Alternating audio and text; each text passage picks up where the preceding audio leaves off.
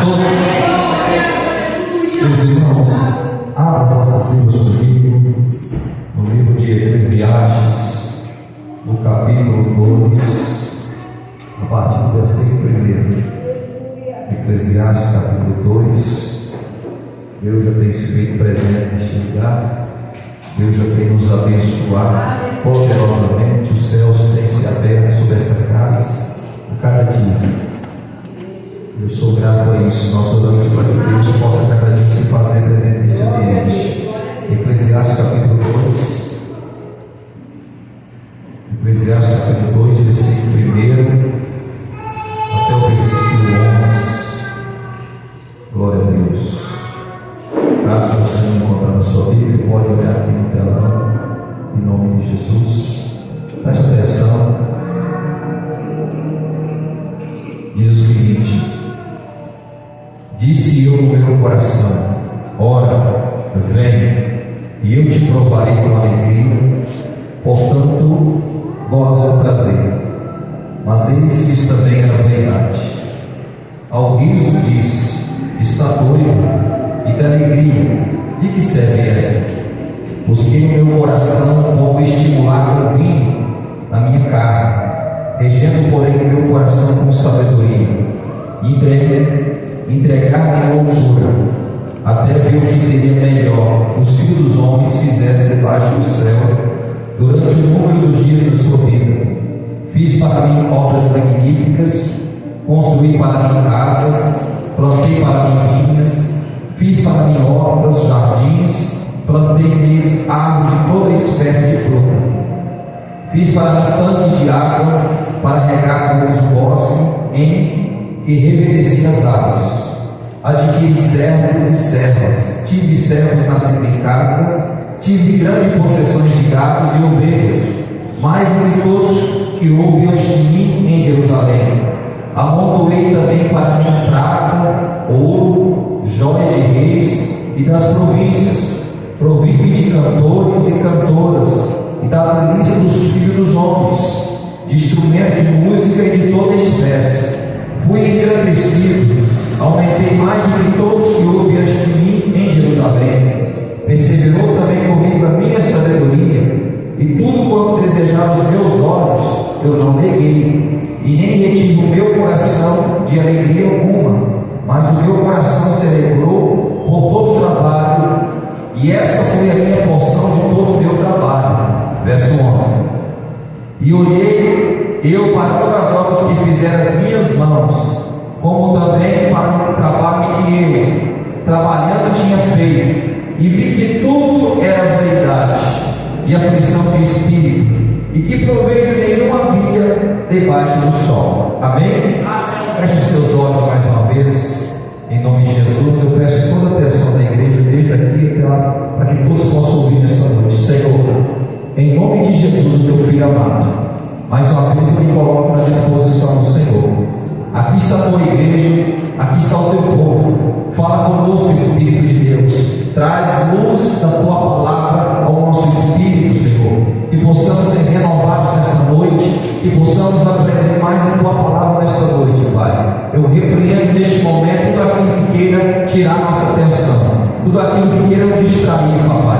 Toda conversa paralela, Senhor. Em nome do Senhor Jesus, eu te peço, Espírito de Deus, fala mais conosco, Pai, porque o Senhor tem falado até agora, e eu creio que o Senhor continuará falando mais conosco ainda, em nome de Jesus. Amém e amém. Irmãos, com a sua Bíblia aberta, como eu sempre digo, eu vou tentar falar mais devagar hoje. Vamos ver até devagar, mas eu vou tentar em nome de Jesus. Eu quero ministrar hoje sobre o tema: onde encontrar a verdadeira felicidade? Ou qual o sentido da vida? Você já se perguntou por que Deus o fez? Por que Deus o criou? Qual é o propósito que Deus tem na minha e na tua vida? Será que nós estamos aqui somente passar pelo processo, sofrer, viver momentos bons, alegres, felizes e depois morrer? Pronto. Qual é o sentido da vida? Qual é o propósito da vida? Esse texto que eu acabei de ler vai falar de Salomão. E você sabe quem foi esse homem? Quem foi Salomão? Salomão foi um rei de Israel, filho de de Davi, alguém que ia suceder no lugar do seu pai. Em um certo momento da vida, quando o seu pai estava perto para morrer, em 1 Reis capítulo 2, ele vai chegar Davi até Salomão e vai dizer: Salomão, eu estou partindo, eu estou morrendo, mas ser um homem, viu? Ser um homem não no sentido de ser masculino, ser uma pessoa responsável, ser uma pessoa de caráter. Ou seja, você vai suceder o meu lugar, e você deve guardar a minha palavra, para que Deus possa te abençoar, assim como Ele me abençoou. E diante daquele peso, daquela palavra, Salomão sabia que sucedeu o lugar do seu pai. Num certo momento da sua vida, ele jovem ainda, inexperiente, ele vai oferecer um sacrifício a Deus, de 1000 sacrifícios, vai matar 1000 animais, e vai apresentar a Deus. E a Bíblia diz que à noite o Senhor aparece a Salomão e pergunta: Salomão, pede o que você quiser, que eu vou te dar. E diante dessa pergunta de Deus, Salomão vai dizer: Senhor, eu peço que o Senhor me dê sabedoria, que o Senhor me dê entendimento, para que eu possa conduzir esse povo, o povo de Israel. Porque quem sou eu? Uma pessoa, um menino ainda, para administrar, para conduzir uma nação tão grande. E eu peço ao Senhor sabedoria e entendimento, para que eu possa conduzir esse povo. Diante dessa resposta, aquilo alegra o coração de Deus. E Deus disse para Salomão: Salomão, visto que você não pediu a morte dos seus inimigos, porque tem pessoas que hoje poderiam pedir a morte dos seus inimigos, visto que você não pediu a morte dos seus inimigos, visto que você não pediu longevidade de vida, visto que você não pediu riqueza, que você não pediu dinheiro, eu vou te dar sabedoria, vou te dar entendimento, e vou acrescentar também riqueza para você, a qual nenhum rei teve antes de você, e nenhum rei vai ter depois de você. E assim, Deus dá a sabedoria para Salomão. E esse texto que eu acabei de ler aqui vai nos mostrar que Salomão escreveu no final da sua vida. Nós conhecemos que Salomão escreveu 3 livros da Bíblia. Qual foi, pastor? Cantares, Cântico dos Cânticos, quando ele estava jovem; Provérbios, quando ele estava na maturidade; e Eclesiastes, quando ele já estava uma pessoa mais idosa. Só que ao longo da vida de Salomão, mesmo com sua sabedoria, mesmo com seu entendimento, um certo momento da vida dele, ele começou a desobedecer a Deus e pagou um preço caro também. Só que o texto começa a dizer que agora Salomão, um homem experiente, uma pessoa agora idosa, uma pessoa vivida, agora vai buscar aonde está a verdadeira felicidade. Qual que é o sentido da vida? E a Bíblia começa a dizer aqui uma visão humana, uma perspectiva humana, não de uma perspectiva de eternidade, não. Ele vai mostrar para mim e para você aqui uma perspectiva terrena e humana. Aonde está a felicidade? Hoje, nós vivemos um tempo onde as pessoas procuram a felicidade. E na mente de muita felicidade está: se eu comprar um carro novo, eu vou ser feliz. Se eu comprar uma casa nova, eu vou ser feliz. Se eu mudar de trabalho, eu vou ser feliz. Se eu for uma pessoa que tem dinheiro, eu vou ser feliz. Eu vou mostrar para você que nessa noite você pode ter tudo isso, e que não é errado, ninguém foi lindo, mas a verdadeira felicidade encontra somente na pessoa do Senhor Jesus. E Salomão vai procurar agora onde está a felicidade. Era um homem rico e era um homem sábio. Agora você com a Bíblia aberta, nós vamos ver que Salomão agora ele vai começar a buscar a felicidade na bebida, no vinho. No versículo aí, ó, no versículo 3, eu não vou ler para nós ganharmos tempo. No versículo 3 você vai ver que ele vai buscar se a felicidade está numa garrafa, que está numa bebida. E nós sabemos que a bebida, o vinho, eu digo vinho, falo qualquer outra bebida forte, é o grande causador de destruição na sua família, é o grande causador de morte na sua família, é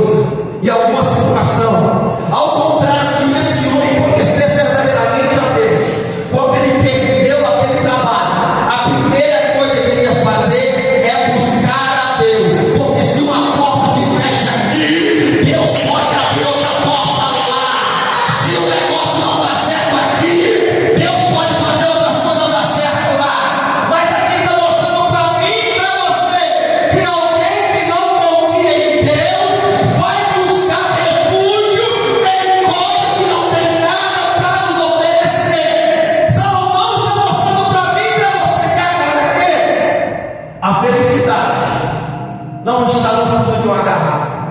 A felicidade não está numa substância que pode deixar minha mente, a tua mente entorpecida por alguns momentos. E a Bíblia começa e continua dizendo: mas ainda que não presta, Efésios capítulo 5, versículo 18, diz o seguinte: e não embriagueis com o vinho que a contempla, mas enchei do Espírito Santo de Deus. Salomão entendia, não sabia o que Paulo ia escrever lá na frente, mas ele está mostrando para mim e para você: tudo aquilo que te domina, você se torna servo. Aquilo que você não tem o controle, te controla. Aquilo que você não domina, você se torna escravo. E Salomão agora vai procurar agora a felicidade por outra coisa que é, pastor. Com a Bíblia aberta, no versículo 8, ele vai dizer: eu amontoei para mim prata e ouro e joias. Escute, Salomão vai procurar agora a felicidade no dinheiro. Ele vai acumular dinheiro e bens para si, acreditando que ele poderia encontrar a verdadeira felicidade no acúmulo de bens. Salmo 62, versículo 10 vai dizer: se as vossas riquezas aumentam, não ponhais nela o vosso coração. Preste bem atenção no que eu vou dizer. Nós podemos ter, nós podemos trabalhar, nós podemos adquirir, mas uma coisa certa: o dinheiro é uma bênção quando você domina ele, mas o dinheiro também é uma maldição quando ele nos domina. Por quê, pastor? Porque o dinheiro, escuta o que eu vou dizer, o acúmulo de dinheiro, ele se torna o Deus do ser humano. Salomão não sabia o que Jesus escreveu lá em Mateus capítulo 6, versículo 24. Jesus falou: não podeis servir a Deus e a Mamon. Não podeis servir a Deus e ao dinheiro. Ou você há de amar um Senhor e há de aborrecer o outro Senhor. Jesus chamou o dinheiro não somente de uma moeda, de um papel, mas de Senhor, porque ele sabe que o ser humano mata o dinheiro, o ser humano rouba o dinheiro, ou seja, o ser humano perde a amizade com o dinheiro, o ser humano casa com o dinheiro, o ser humano divorcia com o dinheiro. Ou seja, o dinheiro, vou repetir, é um ótimo empregado, mas é um péssimo patrão. O dinheiro nós podemos ter no bolso e não no nosso coração. Salomão estava procurando, acumulando tudo, ver se logo encontrar a verdadeira felicidade. Mas ele vai mostrar para mim e para você que ali não está a felicidade. Tem muitas pessoas que estão frustradas, crentes, não somente mundanos. Tem muitas pessoas que estão frustradas porque acreditam que o dia que tiver mais serão felizes. Não, você tem que ser feliz antes de ter. Você não depende de algo externo para você ser, não, porque aquilo pode trazer um conforto, mas não pode trazer a verdadeira paz e alegria que somente vem da parte do nosso Deus. Salomão está aqui acumulando agora, acreditando em você: eu vou encontrar a verdadeira felicidade nisso.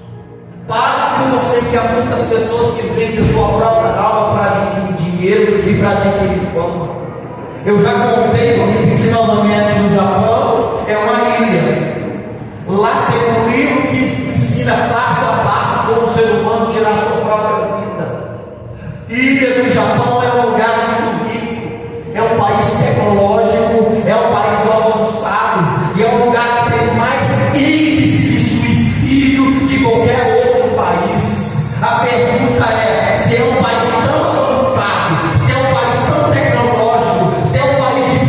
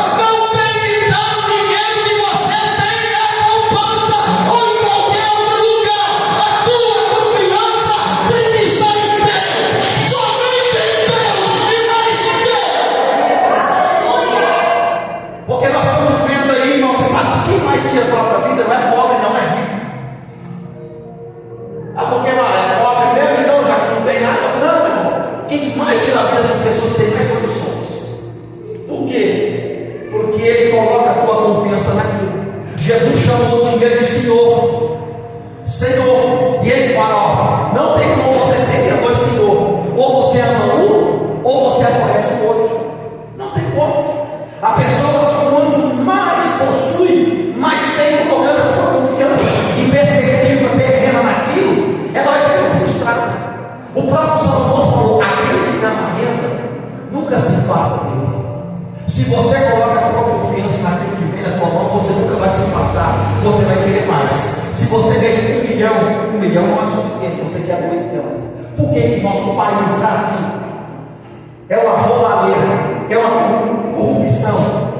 Pessoas que roubam bilhões, que vai morrer, vai deixar os filhos, vai deixar a mulher, não tem nem aonde mais colocar tanto dinheiro, porque por causa de roubalheira. A pergunta é: escute, tudo isso traz o quê? Uma satisfação no limite para essas pessoas? Não, porque se satisfazesse, eles não queriam continuar roubando mais e querendo mais e mais. Só que eles vão chegando um certo momento que vai tendo mais, ou seja, não satisfaz com aquilo. Salomão está querendo mostrar para o ser humano, para mim e para você: ei, tudo isso é bom, tudo isso é agradável se você conquistar de forma lícita, mas se você colocar o teu coração nisso e buscar a felicidade, você vai ser frustrado, você vai se decepcionar.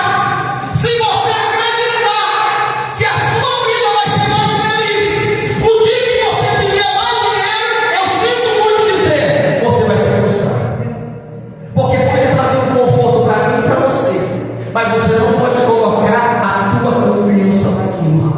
Porque há muitas pessoas de posse que colocaram uma corda no pescoço, que pegaram uma arma, que deram um tiro na sua cabeça, porque tinha tudo, mas não tinha uma paz no coração, não tinha paz na alma. Eu tenho visto e vivido e contemplado muitas pessoas que estão assim, procurando uma alegria em alguma coisa para que possa satisfazer a sua alma. Vai atrás de um negócio aqui, vai atrás de um negócio aqui, e a tristeza continua na alma, e a pessoa tem tão que se inquieta que ela não tem parado em lugar nenhum. Uma hora ela está aqui, uma hora ela está ali, uma hora ela está cá, e ela sempre vai procurar alguma coisa para dizer: a culpa é dele, a culpa é dela. Não, escuta o que eu vou dizer: o maior culpado, a maior situação que o homem tem que se tratar é do seu próprio coração. Porque quando você não está bem, nenhum lugar presta, nenhum lugar serve. Você pode estar aqui, você pode estar lá, você pode estar em qualquer outro ambiente, mas você nunca vai estar satisfeito no lugar que você encontra. Porque o problema de muito não é o ambiente, não é a pessoa, é o que está dentro da tua alma. E quando a alma do homem não está bem, nenhum lugar vai se tornar bom para você. Você pode estar rodeado de pessoas, de familiares. Você pode estar. Foi cantado nos últimos dias das irmãs aqui agora, que às vezes os ouvidos disfarçados, se eu não me engano, né? Não está bem, aqueles ouvidos disfarçados, mas a alma está vazia. Ou seja, não é errado você vestir bem, não é errado você vestir aquilo que você pode, se maquiar, mas uma coisa é certa: nós, homens, podemos maquiar muito bem o nosso externo, nosso exterior, mas dentro da nossa alma, somente a presença do Espírito Santo de Deus que pode trazer alegria. Salomão vai dizer: vou procurar os bens e eu não me encontro a felicidade. Aí no versículo 8 mesmo, ele vai dizer o seguinte: eu tinha algumas traduções para dizer diferente. Essa tradução aqui da minha Bíblia aqui fala delícia dos homens, mas aqui é uma arena. Por ele ser um rei, ele poderia ter acesso a muitas mulheres. E ele vai procurar agora alegria onde? Relações sexuais. Você já ouviu falar o nome do grupo de alegria de mulheres? Além de Salomão? Você não vai ver isso. 1000 mulheres por fora. Poderia brincar agora. 1000 sócios. É brincadeira, irmão. 1000 mulheres! A minha sogra é uma bênção, viu? Eu gosto de mim. Eu gosto dela também. É uma bênção. Mas 1000 mulheres! 700 princesas, 300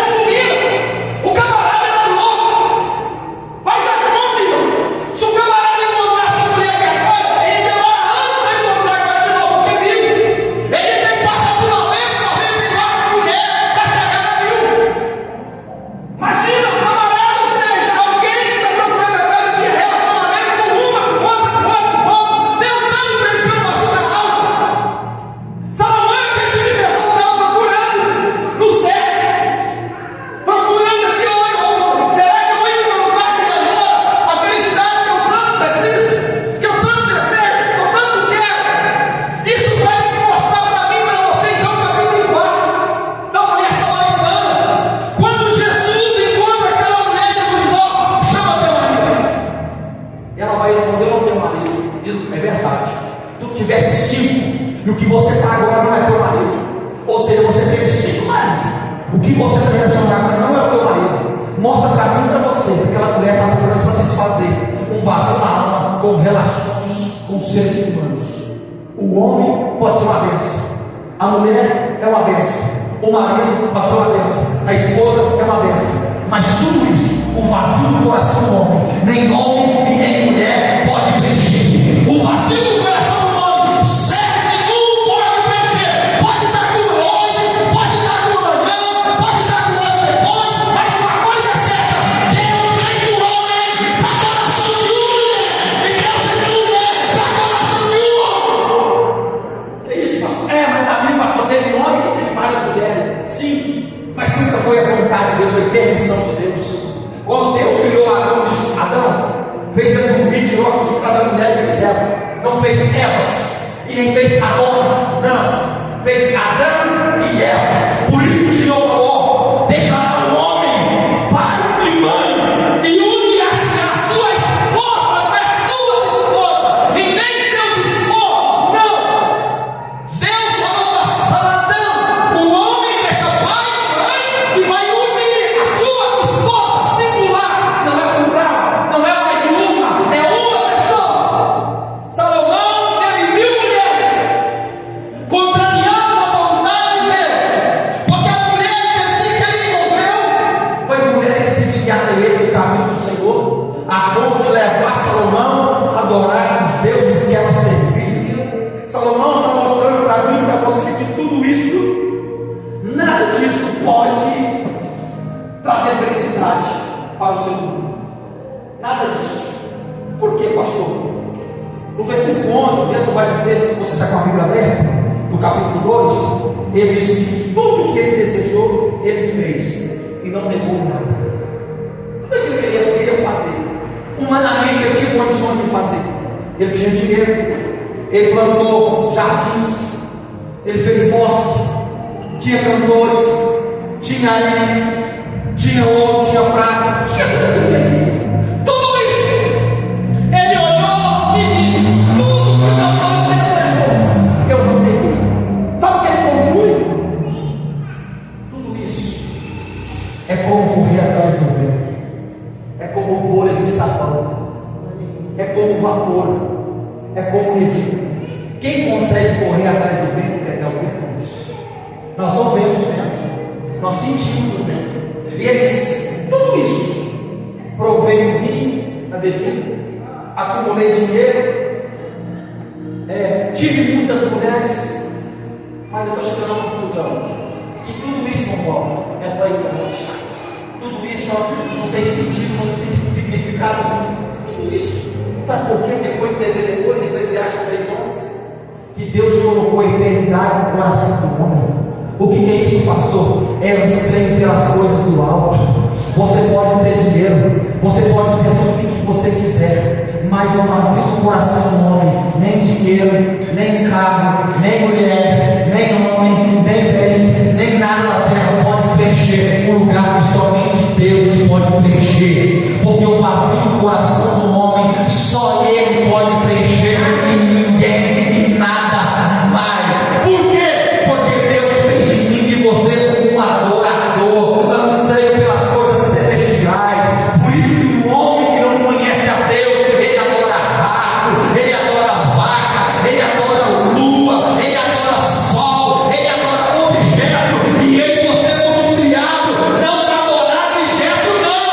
Nós não fomos criados para adorar criatura, não.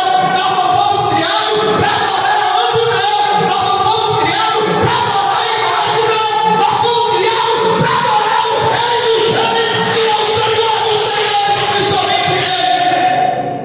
Nós não fomos criados para adorar essas coisas da terra. Por que o homem está frustrado cada dia? Por quê? É uma correria sem parar. É uma correria para ter. Eu não estou dizendo que você não tem que lutar, tem que ter sonho, mas a tua confiança não tem que estar nisso, não, meu irmão. Nós esquecemos que já vai dizer que a nossa vida é como vapor, como a neblina. É o que eu falei para você da história aqui.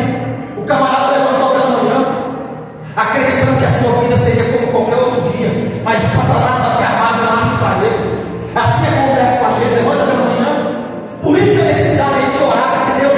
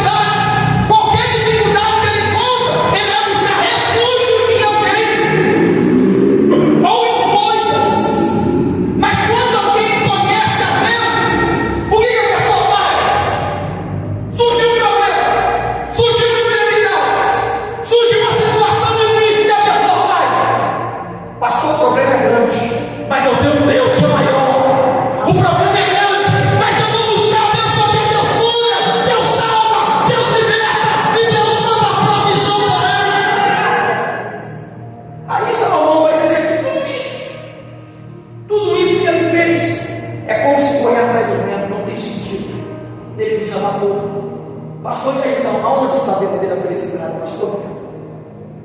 Eu vou repetir o que eu falei. A verdadeira felicidade está em Deus, na pessoa do Senhor Jesus. Mas o que é isso, pastor? Eu tenho Deus. Ter Deus é você se relacionar com Ele diariamente, não somente quando a barriga dói, não somente quando a luta chega na tua casa e você não sabe o que fazer.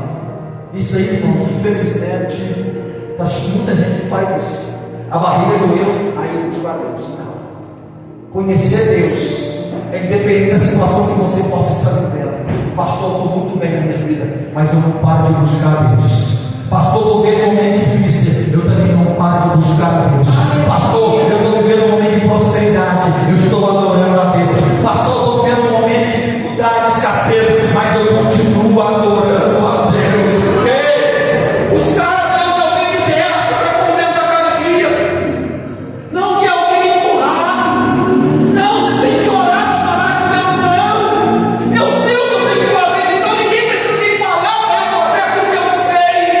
Eu tenho prazer. Salmo 1, salmista vai dizer, irmão Walter: ambos têm prazer na lei do Senhor, na sua lei medita de dia e de noite. Ou seja, eu não preciso te empurrar, você tem prazer de conhecer o Criador que te fez.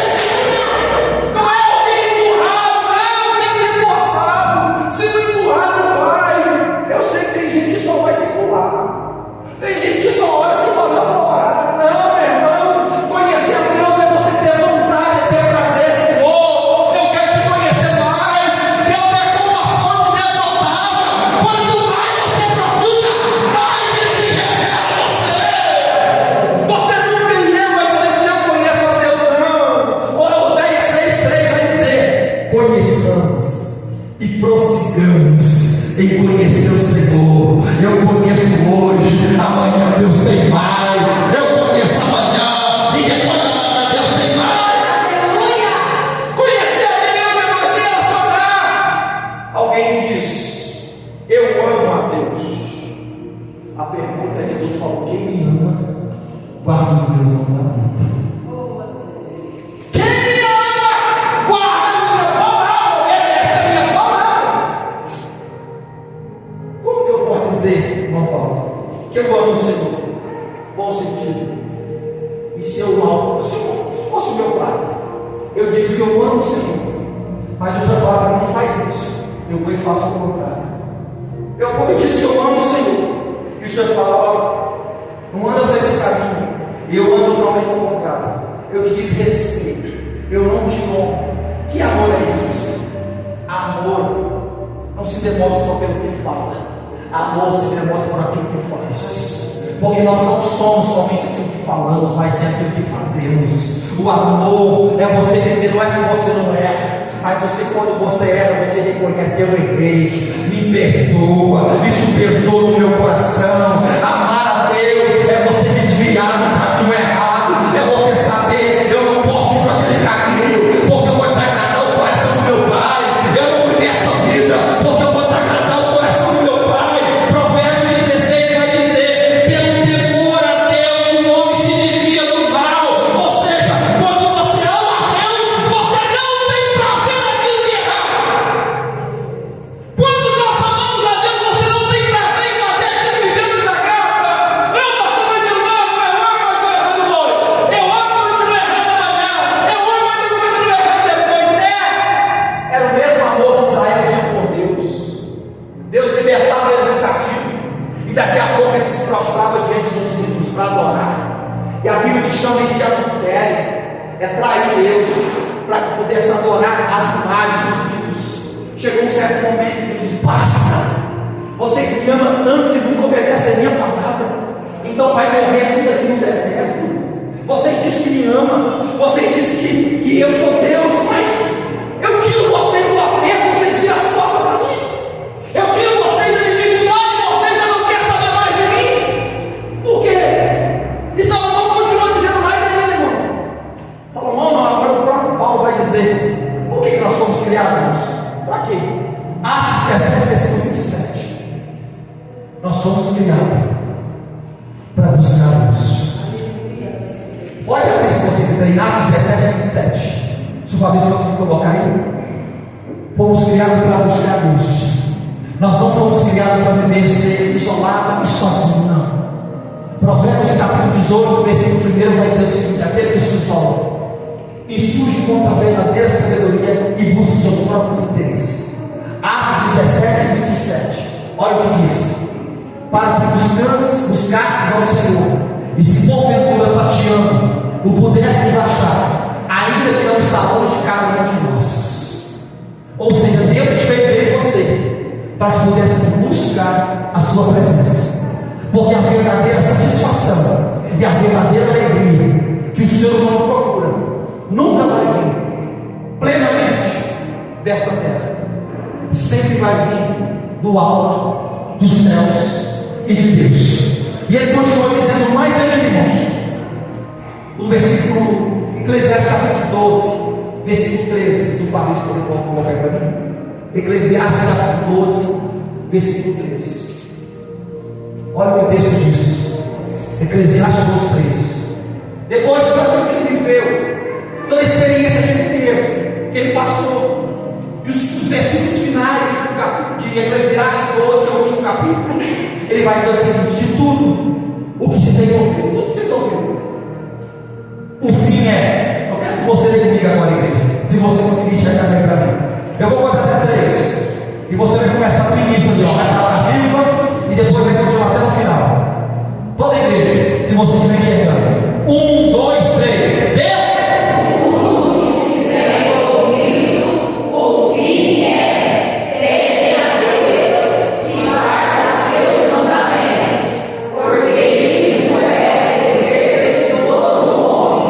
O próximo versículo, Fabrício. Continua.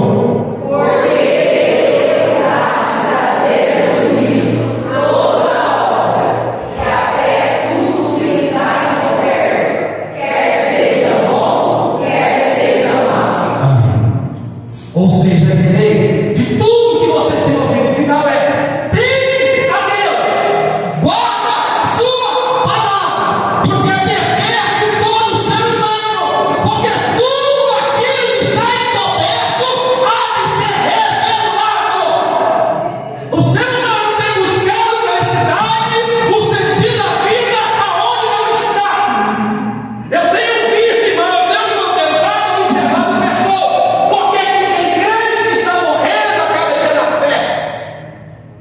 Sabe que me entristece como pastor? A gente tem uma percepção das coisas, irmãos. Por que pessoas estão morrendo na frente, não tem prazer de buscar Deus? Por quê?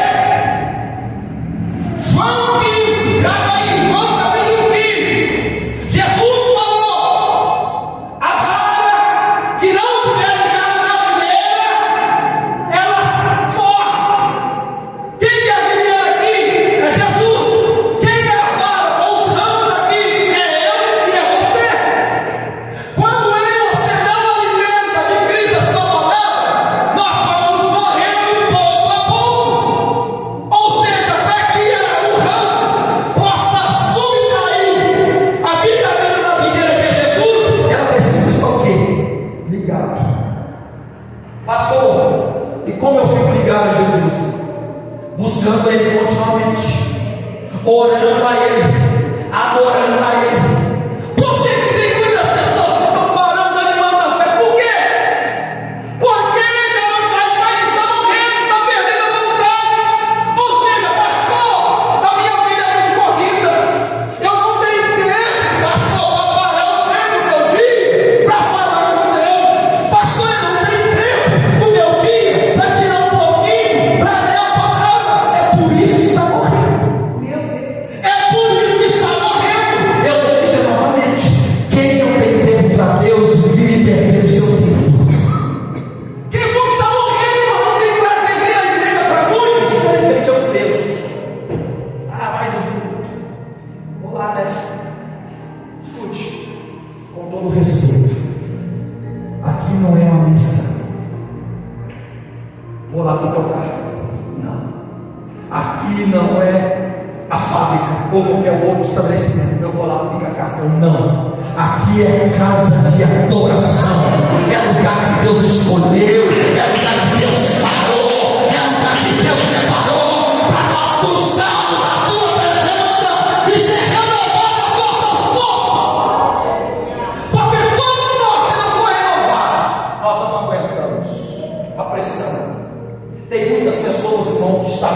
agora para a sua cabeça. Satanás está batendo com força.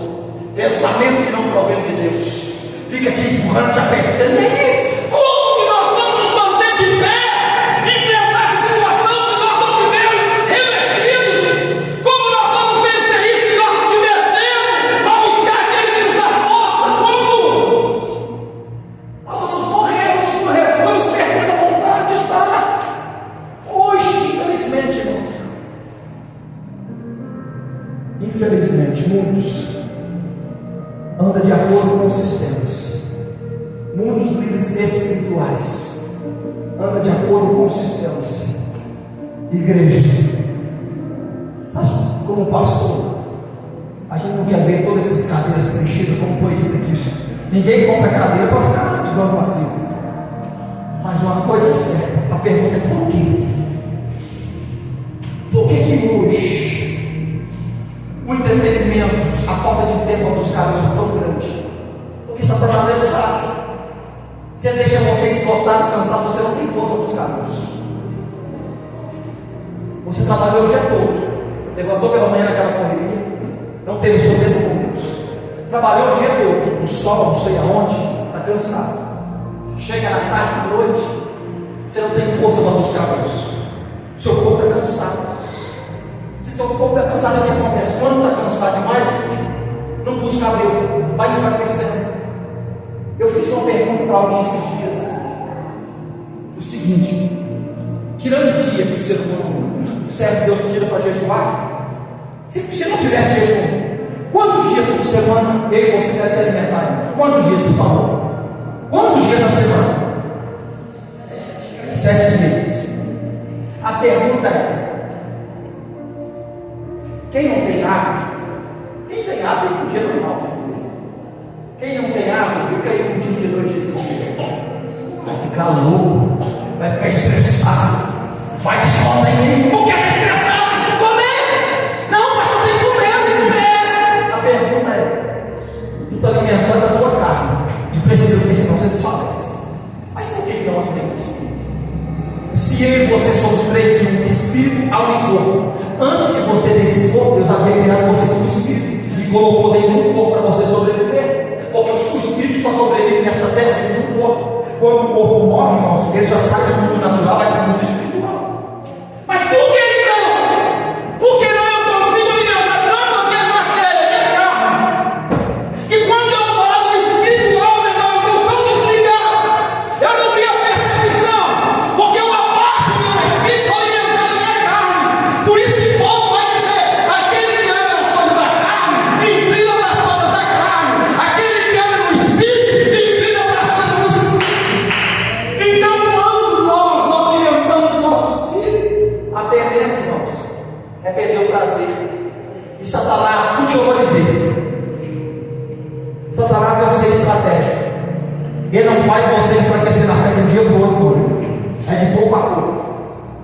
Uma hora hoje, uma hora semana, uma hora depois.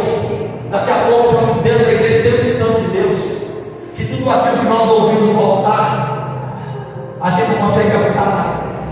Porque nós estamos tão distantes do Senhor, que a gente, a palavra vem, é a mesma coisa, se ela bate no ouvido e já cai no chão, ela não penetra no coração do ser humano. Porque estamos alimentados demais com as coisas da carne. Mas entenda uma coisa, igreja do Senhor, estou levantando essa igreja para expressão. É momento de nós olharmos para dentro de nós e se perguntar: como está a nossa vida espiritual com Deus? Como está a nossa vida espiritual com Deus? Você pode ter bem ou errado, mas você não vai encontrar aquilo que você quer em dinheiro, em trabalho excessivo, não, em bens, não. Você só vai preencher uma alegria, uma alma e satisfação plena quando Cristo for Senhor da tua vida. Pastor, mas ele é Senhor da minha vida.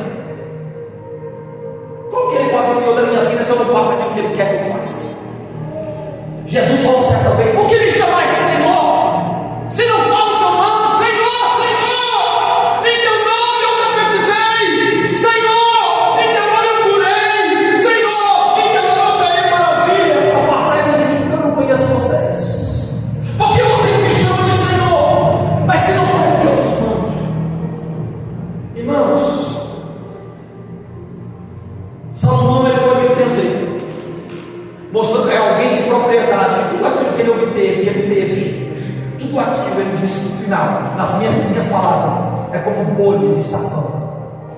É como correr atrás do vento. É como correr atrás do vento. E ele finaliza dizendo: ó, de tudo isso que vocês estão ouvindo, tudo aquilo que vocês ouviram, teme a Deus, guarda seus mandamentos, porque é o dever de todo mundo. A verdadeira felicidade que o ser humano encontra precisa ter. Então você não vai encontrar nada na terra, mas somente na presença do Santo Espírito de Deus. Você pode dar um aplauso ao nosso Deus nessa noite?